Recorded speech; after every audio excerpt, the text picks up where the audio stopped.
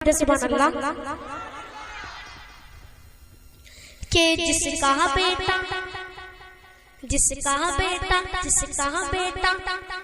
حافظ قرآن ہو گیا، جس کا بیٹا حافظ قرآن ہو گیا،